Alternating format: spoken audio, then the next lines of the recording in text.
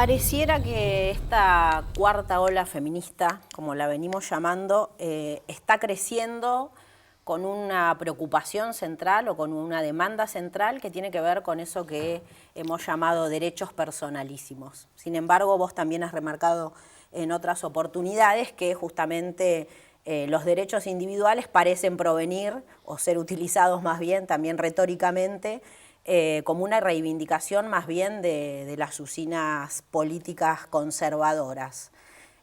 ¿Cómo es que se da esta paradoja? Bueno, es que, digamos, con todo arraigo de origen, los derechos individuales evidentemente son derechos liberales. Y digamos, el cauce de los propósitos liberales, sobre todo en nuestro país, se desvirtúan por completo y hacen un atajo siempre constante de ser finalmente vertederos conservadores. Los derechos personalísimos no tienen ninguna colisión con los derechos sociales. Los derechos individuales tampoco deberían tenerlos, ¿no? La verdad es que para los liberales clásicos, que eran tan formidables en la arcadia individual y en fin el sujetamiento de los poderes contraindividuales que el Estado y todo lo demás, sin embargo hay un cauce extraordinario que es el cauce de la radicalidad liberal, en donde además tenemos grandes amigos feministas, John Stuart Mill. Entonces, esa radicalidad liberal tiene siempre un contexto de, digamos, de percepción. Si se lee bien a John Stuart Mill, no es el individuo haciéndose él, sino hay un individuo que está en un contexto de significación y que efectivamente tiene que haber unos arraigos de comunidad, al menos. Eso es John Stuart Mill. Bueno, esa es una gesta liberal que hoy está completamente desertizada, ¿no? Pero, por lo menos en nuestro país. Los derechos personalísimos no pueden, insisto en algo, hacer colisión con los derechos sociales, porque debería remarcarse que justamente hay posibilidad de derecho social cuanto más reconocimiento personalísimo haya, ¿por qué? Porque las personas en su nueva radicación sexogenérica, en lo que podemos llamar la diáspora de las sexualidades, las disidencias, a las que hoy por primera vez el orden jurídico enfrenta la disidencia sin tanto quebranto. Hay que imaginar lo que es un orden jurídico patriarcal, heterosexista, es decir, masculino y en la fragua absoluta de la circunstancia heterosexista que tiene que admitir en la Argentina la ley de identidad de género. Pensemos que es un verdadero cataclismo, felizmente. Siempre digo que es la primera vez que el orden jurídico ve que el mundo se ha puesto patas para arriba y no tiene más que admitirlo. Ahora, el orden político es un poco más siniestro, puede no admitir los derechos sociales de esas personas, puede no haber políticas de extensión, pero para que las haya, la condición de posibilidad es que haya reconocimiento, al menos legal, de esas fracturas de la heterosexualidad normativa. Y esto empina los propios derechos sociales, empina la idea de que haya un reconocimiento en el mercado laboral para todas las personas en igualdad. Desde luego es un reclamo que las propias mujeres vamos a hacer. El lugar donde más infringen derechos a las mujeres es el mercado laboral. Y digamos que es un principio fundamental del derecho social, ¿no? Que es el trabajo. El derecho a trabajar es un derecho social que obviamente se maximiza su sentido cuando las gentes pierden trabajo, como está ocurriendo ahora. Ahí maximizamos el sentido extraordinario que tiene el trabajo. Entonces, para que no nos perdamos, creo que los derechos personalísimos son fundamentales para una rectoría de derechos sociales en consonancia. Porque puede haber derecho social y si no hay reconocimiento de derecho personalísimo, evidentemente, como de algún modo pasó a lo largo de los tiempos en que estos conceptos no tenían ninguna posibilidad de cristalizar, ¿no?, como conceptos.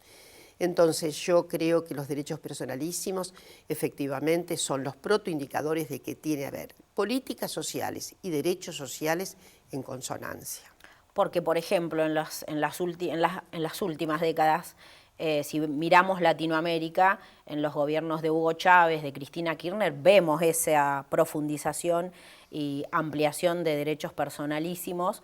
Y por ahí quería preguntarte, sabemos que estás estudiando cómo está el tema de los movimientos de mujeres en el resto de Latinoamérica. No sé si querés abordar alguna particularidad. Sí, yo los estoy abordando desde el punto de vista histórico, no tanto en un corte diacrónico más que lo que podría ser el estado actual, porque los estados de los movimientos feministas en América Latina tienen una estampida tan extraordinaria que es difícil consagrar una síntesis. Creo que tal vez la síntesis más importante que tenemos hoy, los movimientos sociales advenidos sobre todo en los últimos 20 años, tienen muchísimo que ver con una resolución de la promesa de la segunda ola feminista, que podríamos resumirla, la promesa de la segunda ola feminista es una reivindicación del cuerpo femenino. Es decir, hasta la segunda ola feminista, yo suelo decir, las mujeres no sabían de su cuerpo. Es una metáfora. Lo que quiero decir que esa segunda ola lo que hace es finalmente darse cuenta, apropiarse, y apropiarse inclusive con enojo, con un sentido contestador del cuerpo. Apropiarse quiere decir reivindicación y contestación, no más obligación heteronormativa. Ahora, esta segunda parte ha tenido un detour, un destello que no ha sido idéntico en todos los países, aunque en general se han organizado las compañeras lesbianas en todo y cualquier, dadas las posibilidades de cada país. Y esto me parece lo formidable hoy día, que ha sido también el tránsito para poder comprender todos los movimientos trans en general. Y quiero decir que por lo menos el feminismo en la Argentina no le fue tan fácil. A las feministas argentinas entre los 80 y los 90, ahí en este final de los 90 todavía les era muy difícil incorporar la idea de que había que incluir dentro de la saga feminista a las transpersonas fem, digamos, ¿no? Y entonces eso fue bastante doloroso, es algo que yo viví, sé bien de cerca cómo eran los sentidos de cierta exclusión, y voy a recordar una figura notable en nuestro país en todo el litigio por el reconocimiento de las personas trans, Luana Berkins, ¿no? Y recuerdo los momentos dolorosos en que la querida Luana no era bien aceptada dentro de los círculos feministas, de modo que, como siempre decimos, nadie es perfecto. Tampoco las feministas han sido consecuentemente, yo diría, feministas en esto de la completa erradicación del biologismo en nuestras concepciones. Porque ahí tenemos que ser consecuentes hasta más y más. Lo que estamos erradicando son las concepciones finalmente biologistas, esencialistas, naturalistas. Binarias. Binarias. Esto es lo que hay que erradicar. Aunque toda la modificación de la segunda ola feminista hubiera puesto efectivamente la necesidad de erradicar los conceptos binarios y demás, hubo dificultades para la aceptación. Me parece que hoy, de las personas trans, sí, hoy estamos en una circunstancia completamente diferente. Esto es lo nuevo de estos últimos años, ¿no? Hay una nueva matriz de asociación dentro de las feministas, que es una matriz, sí, yo diría, más abierta, ¿no? algo que me parece que redunda en un sentido que alguna vez Sheila Ben-Habib lo dijo con relación a las culturas, a las multiculturas y a los problemas que tienen las culturas cerradas, ¿no? Aunque reconozcamos valores vernáculos y en fin, esas culturas cerradas suelen ser del conjuntismo identitario. Si estás adentro, no podés salir. Y me parece que hoy, o no te dejan entrar tan fácilmente. Han estallado los guetos, han estallado las fórmulas. Hay una categoría de Karen Ofen que habla de feminismos relacionales. ¿Puede tener que ver o puede esta categoría servir para analizar esto que vos estás tan bien describiendo, que estamos viviendo como cuarta ola? Sí, lo relacional en Karen Ofen tenía que ver con algo que también son tradiciones respecto de los feminismos, que son relacionales o más individuales, en fin, más de la identificación con unas ciertas características del ser femenino.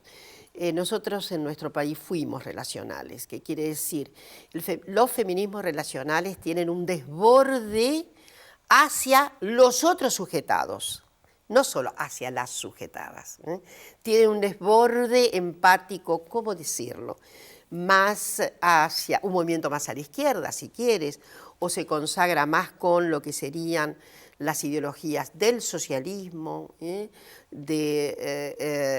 están más pregnantes en estos feminismos, ¿no? Hay derrames. Estas feministas en la Argentina siempre pensaron en, sobre todo, la pobreza, los pobres, las pobres, y pensaron sobre todo en mujeres que estaban en una condición de imposibilidad, ¿no?, acerca de los bienes sociales. Entonces a eso ella lo llamaba relacional. Y por diferencia a estos otros feminismos de corte más liberal y de corte más individualista, cuyo predicamento es nosotras las mujeres. En cambio, en la Argentina, si se piensa cómo fue el feminismo en 1910, 20, aún 30 y 40, era un feminismo que tenía menos cauce liberal, más cauce relacional, vincular, social. Siempre había una mirada acerca de los otros depósitos de sujetamiento. Desde luego, la observación principal ha sido la condición femenina, pero no ha faltado este movimiento, sobre todo porque está muy nutrido allá lejos y hace tiempo con una cosmovisión socialista, de las socialistas respecto de esto, menos. Y ahí ya que me preguntaste te digo, hay cuencas más liberales en su historia. Por ejemplo, Brasil tiene una cuenca más liberal. Uruguay también, a pesar de que Uruguay tenía una figura como Paulina Luisi, que además adhirió al socialismo, pero en general la cuenca uruguaya es liberal. Liberal porque el nacimiento de las feministas en Uruguay fue muy propiciado, digamos, tuvo un contexto muy notable con los liberales radicalizados. Entonces, toda la evolución de Uruguay la hacen sobre todo las liberales en Uruguay. Después, desde luego, ha habido cambios notables, después de la dictadura, digamos, después de terminada, ha habido un revival de motivos, digamos, también relacionales. Pero Chile es un país que tuvo una historia de unos feminismos muy agregados a lo social. Yo voy a recordar sobre todo la historia del Mensch, que es una historia muy hermosa, en donde hay toda una fragua a izquierda, y unos contenidos, además por otra razón, si me permitís contar, porque en el mismo momento en que se insurgen las primeras feministas a principios del siglo XX, tuvieron la suerte de contar con una prodigiosa figura del socialismo que fue Luis Emilio Recabarren, que era feminista, que hablaba en nombre del feminismo. Así que hay ahí un punto de arranque que permite asociar la mayoría del trazado de las socialistas, de las feministas en Chile, con formulaciones relacionales, ¿no? El Mensch, por ejemplo, agitaba muchísimo la condición de las pobres, inclusive el pro aborto en 1935, o sea que es una vieja caldera.